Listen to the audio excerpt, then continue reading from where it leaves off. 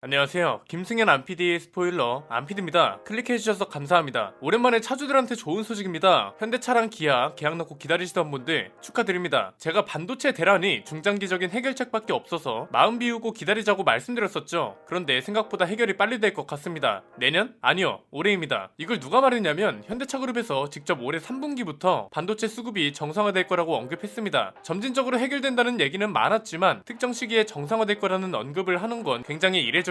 오늘은 현대차랑 기아의 출고 대기 기간을 총정리할 거고요. 이게 갑자기 올해 해결될 거라는 말이 나오는 이유, 그리고 지금 출고를 기다리고 있는 차주분들한테는 어떤 영향을 끼칠지 순서대로 나오니까요. 편하게 들어주시면 감사드리겠습니다. 반도체 대란 이슈, 저희 구독자분들은 정리를 너무 많이 해드려서 다 외우고 계실 수도 있지만 처음 듣는 분들을 위해서 빠르고 간단하게 정리하고 넘어가겠습니다. 코로나 사태 이후로 반도체 공장에 차질이 생기면서 공급에도 문제가 되기 시작했습니다. 이게 장기화되면서 자동차 생산 차질까지 이어졌고 결국 1년 이상 대기라는 말도 안 되는 결과를 낳게 됐습니다. 이미 판매되고 있는 차의 대기와 신차 출시가 겹쳤고 최근에는 오미크론 변이 영향으로 가뜩이나 길던 대기 기간이 더 늘어나는 상황이었습니다. 이건 현대차뿐만 아니라 벤츠, BMW, GM, 포드, 폭스바겐, 그러니까 사실상 거의 모든 자동차 제조사들이 영향을 받았고요. 반도체 공장이 정상화돼도 이미 주문이 포화 상태라서 해결되려면 시간이 꽤 많이 걸릴 거라고 말씀드렸습니다. 대기 기간은 정리해드린 지가 꽤 되어서 오랜만에 총정리하고 넘어가겠습니다. 올해 1월 기준인데요. 현대차부터 살펴보면 아반떼는 1.6 가솔린 모델과 하이브리드 모두 6개월 이상이 걸리고요. 소나타는 가솔린 모델 모두 2개월, 하이브리드는 3개월 이상이 걸린다고 합니다. 그랜저는 가솔린 모델 모두 4개월 이상, 하이브리드는 6개월 이상이 걸리고 베뉴도 1.6 터보 가솔린 모델이 6개월 이상 걸린다고 합니다. 스타리아는 모든 사양이 4개월, 포터는 모든 사양이 8개월 이상이라 자영업자분들의 피해로도 이어지고 있고요. 산타페는 가솔린하고 디젤 모델이 3개월 이상, 하이브리드 모델은 8개월 이상이 걸리는 상황입니다. 아이오닉5가 제일 심각합니다. 모든 사양이 12개월 이상 1년 넘게 기다려야 한다고 합니다. 제네시스도 볼까요? GV70 모든 사양이 5개월 이상이고요. GV80은 모든 사양이 9개월 이상, GV60은 12개월 이상이라고 합니다. 신형 G90도 인기가 워낙 많아서 많이 걸리고 있더라고요. 사전 계약 시작한 지 1시간 후에 계약하신 분이 6개월 정도 기다려야 한다고 하니까 꽤 많이 걸리는 거죠. 저희가 지금 신형 G90 시승차를 구하고 있는데 2월이나 3월 중에 출고 받으시는 분들 중에 저희한테 시승차로 제공해 주실 수 있는 분들은 이메일로 연락 부탁드립니다. 다시 돌아와서 현대차랑 제네시스만 봐도 심각한데 기아는 더합니다. 일단 모닝하고 레이가 3개월, 스티거랑 모하비는 2개월 이상 걸린다고 합니다. 여기까지는 그나마 괜찮죠. 그런데 K5는 가솔린 모델 모두 4개월 이상이 걸리고요. 하이브리드는 7개월 이상을 기다려야 한다고 합니다. LPG 모델은 무려 10개월 이상이고요. K8도 심각해졌습니다. 2.5 가솔린 모델이 9개월, 3.5 가솔린 모델이 5개월, 하이브리드하고 LPG 모델은 무려 11개월 이상을 기다려야 합니다. K9은 4개월, 셀토스는 5개월, 스포티지는 디젤이 7개월, 가솔린은 10개월, 하이브리드는 12개월이 걸립니다. 최근에 출시된 니로 하이브리드는 아예 1년이 넘어갑니다. 13개월 이상이 걸리고요. 카니발은 디젤하고 가솔린이 8개월, 하이리무진은 6개월, 생계수단으로 필요한 봉고는 디젤하고 전기 모델이 10개월, LPG 모델은 5개월 이상이 걸립니다. 제일 심각한 게 소렌토죠. 디젤이 13개월, 가솔린은 10개월, 하이브리드는 무려 14개월 이상이 걸리는 상황입니다. EV6도 13개월 이상이 소요되고요. 와, 보기만 해도 숨이 턱 막히는데 이게 차주들한테 가는 영향이 꽤 많죠. 올해 6월까지 연장된 개소세 혜택을 못 받는 차주들이 많아지고요. 특히나 전기차는 뭐가 있나요? 보조금이 있잖아요. 선착순으로 받는 보조금도 순위가 뒤로 밀려나는 상황이 생기다 보니까 차주들도 그렇고 기업도 그렇고 손해가 이만저만이 아닌 거죠. 이런 와중에 현대차그룹이 드디어 반도체 해결을 언급했습니다. 크게 세 가지로 나눠서 전개해 볼까요? 첫 번째는 올해 3분기에 반도체 공급난이 정상화될 거라고 말했습니다. 점차 해결될 겁니다. 이게 아니라 올해 3분기에 정상화될 겁니다. 이렇게 말한 건 굉장히 이례적이죠. 이게 어디서 나온 말이냐면 2021년 4분기 연간 실적 발표회 컨퍼런스 콜이 있었는데요. 여기서 서강현 현대차 재경본부장 부사장이 올해 1분기에는 코로나19 오미크론 변이 확산과 완성차 제조사들의 재고 확보 목적으로 주문이 밀려 차량용 반도체 공급 부족 현상이 지속될 것으로 본다. 2분기에는 점진적으로 개선될 것으로 예상되고 올해 3분기에 반도체 제조사들의 생산 용량이 회복되면서 공급난이 정상화될 것으로 전망한다. 이렇게 말했습니다. 3분기부터 반도체 공장 라인 증설의 효과를 보면서 공급난도 해소될 거라고 보는 건데요. 왜 많고 많은 날 중에 하필 3분기일까요? 두 번째는 올해 3분기 전후가 현대차그룹에서 신차가 엄청나게 많이 나오는 기간이기 때문입니다. 현대차만 봐도 올해 GV70하고 GV80 전동화 모델, 아이오닉6, 신형 그랜저가 나올 예정이고 기아는 EV7이 나올 예정이잖아요. 만약에 이 차들이 나오기 전까지 출고 대기가 해결되지 않았어요. 그러면 기존에 있던 대란에 신차 출시까지 겹치면서 진짜 노답이 되거든요. 현대차 입장에선 이 차들이 나오기 전까지 최대한 출고 대기를 해소해야 하고 그래야 신차 대응을 할 수 있기 때문에 어떻게든 3분기 전후로 문제를 해결해야 한다는 겁니다. 세 번째는 이 차들이 잘 팔려야 현대차가 올해 발표한 목표치를 달성할 수 있습니다. 작년에 현대차 매출이 처참했을 것 같지만 전혀 그렇지 않았거든요. 반도체 대란에도 사상 최대의 매출을 기록했습니다. 4분기 영업이익이 1조 5,300억 정도로 전년 동기 대비 21.9%가 올랐고요. 같은 기간 매출액은 31조 265억 원을 기록하면서 6.1% 늘어났습니다. 연간 전체 실적도 코로나 사태 이전보다 오히려 좋은 성적을 기록했습니다. 연간 매출액이 117조 6,100억 원을 넘어서면서 창사 이래 처음으로 역대 최대 매출을 기록했습니다. 영업이익도 178.9%가 올라서 6조 6,800억에 가까운 수치를 기록했고요. 이것도 지난 2014년 이후 역대 최대치라고 합니다. 이 말은 뭐예요? 워낙 지난해 실적이 좋다 보니까 올해 목표치도 자연스럽게 올라갈 거란 소리죠. 그러기 위해선 작년보다 더 많이 팔고 더 많은 이윤을 남겨야 하기 때문에 어떻게든 공급난을 해소해야 한다는 거고요. 일단 앞에서 말씀드린 신차 출시가 핵심이고요. 올해 글로벌 판매 목표는 국내 73만 2천대, 해외 359만 1천대, 총 432만 3천대로 정했다고 합니다. 친환경차는 작년보다 32.8% 높은 56만 4천대, 전기차는 56.3% 높은 22만 대를 판매할 계획이라고 합니다. 여기에 매출은 13에서 14%를 늘리고 영업이익률도 5.5에서 6.5%를 달성하겠다고 했으니 지금보다 훨씬 많은 차를 팔아야 한다는 거죠. 기다리는 고객들도 있지만 자신들의 목표와 성과를 위해서라도 모든 수단과 방법을 동원해야 한다는 겁니다. 자, 그러면 이제 이걸 어떻게 해결할지가 문제인데, 일단 첫 번째는 기존 반도체 공장의 정상화죠. 이미 지난해 3분기부터 공장은 서서히 정상화가 되고 있었고요. 이렇게 되면 공급 자체는 해결이 되니까 생산에 차질이 생길 일도 줄어들 겁니다. 그런데 원래 공급되던 물량보다 훨씬 많은 양을 생산해야 기존에 쌓여있던 물량을 해결할 거잖아요. 두 번째가 바로 그거죠. 현대차가 직접 반도체를 생산하는 거예요.